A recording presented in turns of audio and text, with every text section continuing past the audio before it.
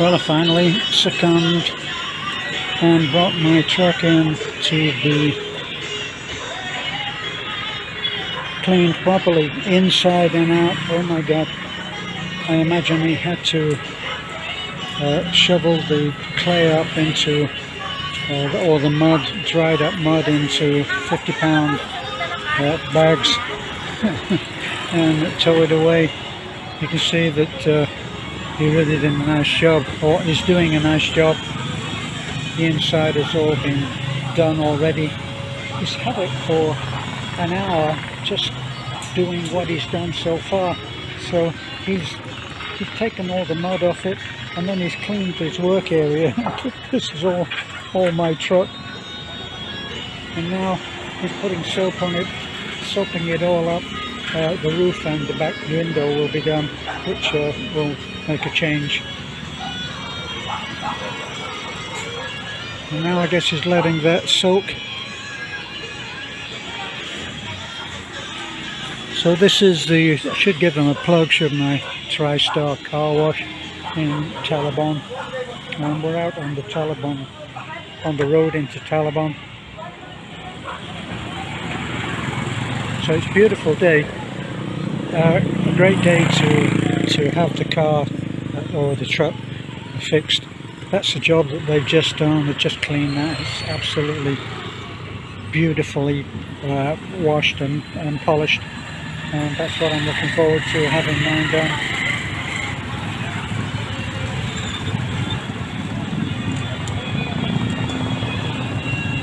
So this is next to, very convenient actually, it's next to the place where we would come to get our tyres, wheels and tyres serviced. And on past that is the little motor spares, and you can get your tinting on the windows done. I keep promising that I will have a small, about let me see, a side plate size circle cut into the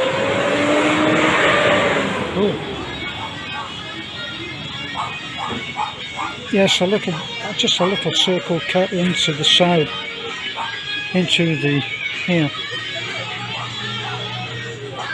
Put one in there, and that makes it a hell of a lot easier at night to be able to see where you're going.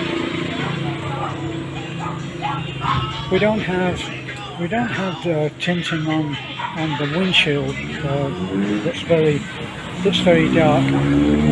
It really isn't pleasant trying to drive something at night, especially in the Philippines, where there is you can't see. This is the main road into and out of Talabon, and there's not a single light in sight. There's no roadside lighting. The roads are just not lit, so you'd be surprised just how dark it gets. And on top of that, so many vehicles are running without lights, mainly motorcycles. And there he is, doing a very good job on that, and it's above and beyond what I would guess that he normally has to do. So much on the inside. I know that I'll pay extra, obviously pay extra for the inside. Let me see.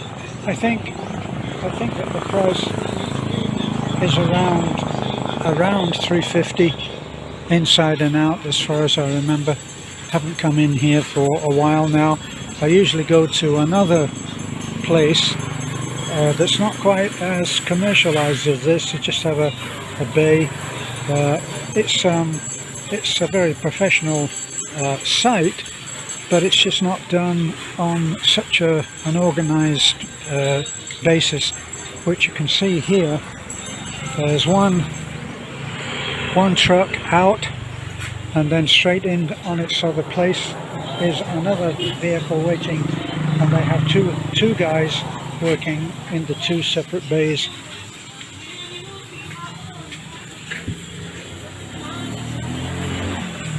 Now there's a waiting area. They'll put a car in there that's waiting. I think that car there was waiting in there. and they have a parking area, as you can see there. So this, you know, I hate to use that expression for the Philippines, it's quite organized. It is a fact. It is a fact that here, customer service wise, unless you go to somewhere like, it may sound as if I'm contradicting myself here, but unless you go to somewhere like Alturas, which is very organized and very customer service oriented, if you go in other places, they'll tend to be a little bit makeshift. Now, when I went and I tried to speak to this man, but I'm making a guess and saying that he doesn't speak any English, or doesn't consider that he speaks any English, and that's a big deciding factor for a Filipino, because even though most Filipinos, having grown up with English on television, constant English being spoken on television for advertisements. I mean, they advertise a Filipino food here and they advertise it in English. It's a fact. But then you get the natural, what seems to be a natural reserve as far as English goes in the Filipino. They tend to be very shy. And that's why they even have their own description for that.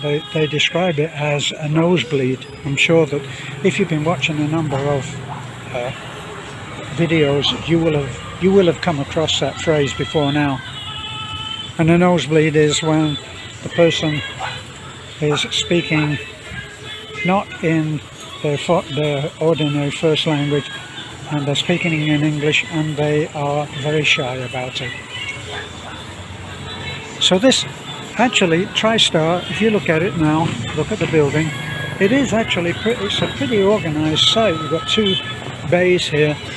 They're very clean, no trash, nothing getting in the way, nothing that should have been moved 6 months ago. No, it's all very clean and organized. And they obviously are very experienced at driving all kinds of modern vehicles, because I arrived here just before 12 and they said, oh well, this vehicle that was in the bay that mine is in now was going to be moved, but they wouldn't start my truck until 1 o'clock, so I said, could I leave it in the parking lot? Yes, you can. And I was walking away when the girl chased after me and said, can you leave the key? So I assumed that they would be driving the vehicle, which at first I was apprehensive, and then I thought about it. Driving so many trucks and cars all day long, they must be well used to it. So I left it, and when I came back, my Raptor was in the bay, and I came back probably right on 1 o'clock, because PP Coffee is just on the bend there. If you look way past the truck, there's a bronze looking vehicle that's pulling in front of that white building on the left of the road, and opposite that, out of sight, is PP Coffee. So I left the truck at 12. I went and I spent an hour sitting there having coffee and their delicious cheesecake, which I'd walk a mile for. And an hour passed very quickly. I was able to go online and respond to some of my comments. And then I came back and they'd already started, and so I was able to go.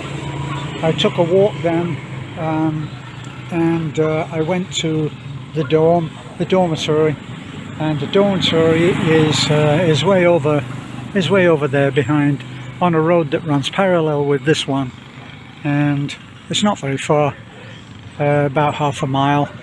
And I walked down there and told Beth that I wouldn't be able to pick her up at 2, which is what she was hoping. So I think that she's getting the PNP to come down with their truck, and they'll take everybody over to the feeding program that we have.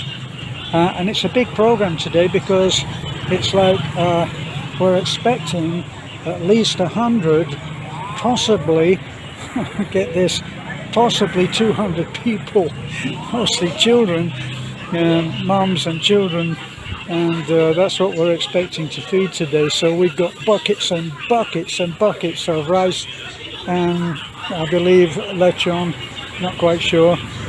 So that all of that is being organised now by Beth. They've been cooking all morning at the dorm. We support 4 students, young kids, teenagers at the dorm, and they've been helping with the cooking too. So we've been using the dorm as a cooking place. So that's my little talk about mainly about the wash place. So back to waiting, and thanks for looking in.